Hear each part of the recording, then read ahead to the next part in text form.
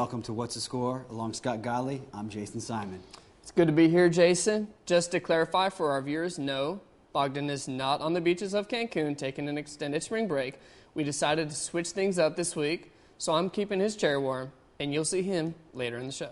Sounds good. Now, as you mentioned, we were on spring break last week, so we have a ton of sports material to cover in this week's show. Definitely. We will start off talking about the latest additions and subtractions to the Texans roster. We'll then discuss NBA trade deadline deals that did and did not happen.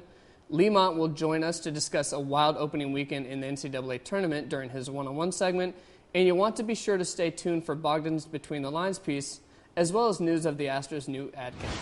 But first, let's talk about the Texans. Right. As I'm sure you've already heard by now, defensive standout and former number one pick Mario Williams is now a $100 million man in Buffalo. Cincinnati went on to sign cornerback Jason Allen, getting some payback for losing Jonathan Joseph to the Texans last year. I don't really think that's an even comparison. Now, on top of that, Eric Winston, Mike Brazel, and Lawrence Vickers all are cap casualties that will be playing for other teams this fall.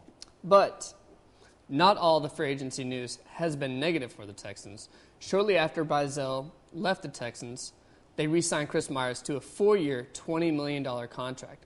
Couple that with Foster's deal, and Houston kept 2 of their top 3 priorities on the roster. Losing Williams is a big loss, both figuratively and literally, but with the money he was being offered, I feel like it was bound to happen. Honestly, there was no way the Texans were going to be able to match the amount of money the Bills were putting in.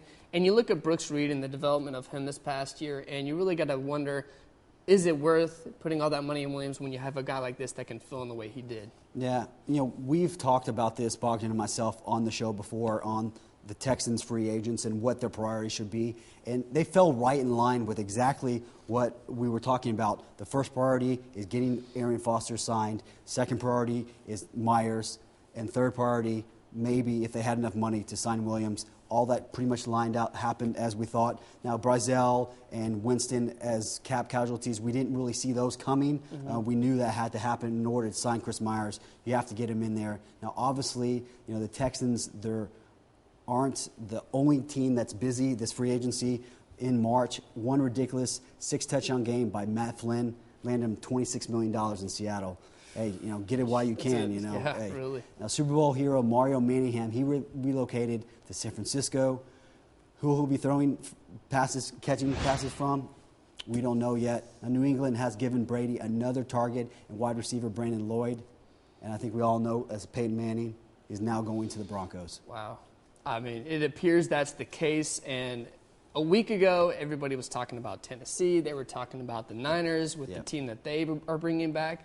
So it's a surprise to a lot of us, myself including, when you look at Tebow and all, the phenomena that he was. Honestly, this shows to me that the front office really was not behind Tebow from the start. Just the decision by Elway to move forward and do this. Reports from ESPN indicate that Manning has signed a 5-year, $96 million contract with the Broncos. Now, given his injury history, I hope that contract has some little measures in it where they can void it if things happen. Yeah. But, all that being said, what do you think is going to be the fate of Mr. Timothy Tebow? We all know he is getting traded, or at least Broncos are trying to trade him. There's a lot of teams that we hear about him possibly going to: Miami, Jacksonville, possibly even the Patriots. That would be very interesting. If any coach could find a use for Tim Tebow other than quarterback, it would be Bill Belichick. So that would be a very interesting trade to see what would happen there. Jacksonville, I can see him going there. Jacksonville's a struggling franchise. They need to fill the seats, and who better to do it than Tim Tebow himself? Definitely. I mean, that would help their franchise. Now, speaking of players swapping teams, these past few days have been equally crazy on the hard court. Now, several NBA teams were busy in the days leading up to the trade deadline, including our own Houston Rockets.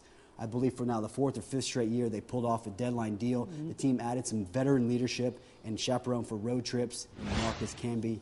Now, the Rockets also acquired Derek Fisher from the Lakers, but inevitably bought him out before they had a chance to stitch his name on the jersey. He didn't want to be here.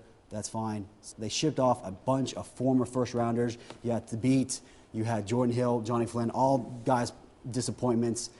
We got rid of these guys. they were the fat of the team. We trimmed that off there. And the question is really here is, was this a good decision by Daryl Morey to get rid of these guys? Definitely. I mean, still, short answer, yes. I feel like just what you're saying, it doesn't look like much, but in all honesty, we did not give up much. As you mentioned, those three guys really just did not pan out. You're hoping maybe you could bring Thabib in and revitalize his career, but that didn't quite happen. That's useless. And, and then on top of that, you get Camby, who can spell Dallenberg when he needs a rest, and you get, really there's not a whole lot of defense on this team. And you look at Camby, and he, along with Dallenberg, are the best two guys we have in that area. Provides that defensive presence. Exactly.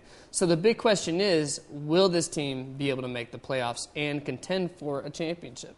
The Rockets have proven they can beat any team, but ousting the Thunder or Spurs in the 7-game series, I have my doubts. But I trust Daryl Morey, and I think he is one of the top GMs in the league. People complain about the lack of a superstar on the Rockets roster. Yeah. But they, were in the running for Dwight Howard last week. People forget about that. And if it weren't for David Stern, they would have started the year with Pau Gasol. Arguably, what some people consider the best skilled big man in the league. Yeah, they could have used either one of those guys this last week. Apparently, the Rockets were on spring break as we were, dropping back-to-back games to the Clippers and the Suns. On Saturday, they fell short to the Clippers 95-91, despite 25 points by Courtney Lee, who replaced an injured Kevin Martin in the lineup.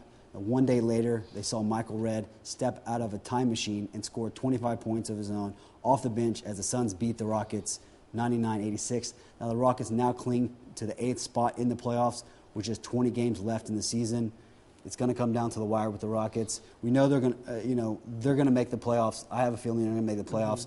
Nobody really thinks they're going to go anywhere, but these moves that they made were to get them to the playoffs and to build upon that. I don't think Morey has expectations of them going to the finals or winning anything, but wanting to get the team to playoffs and then continue to build from there. All right, well, you all heard it here. Jason declaring Rockets in the playoffs, but we want to know, what do you think? Do you think that will happen? Do you think, Peyton Manning's decision was the right one? Let us know. Join us on Facebook and like What's the Score. Follow us on Twitter as well. The info is on the screen. Now here's a look at scores from the previous week.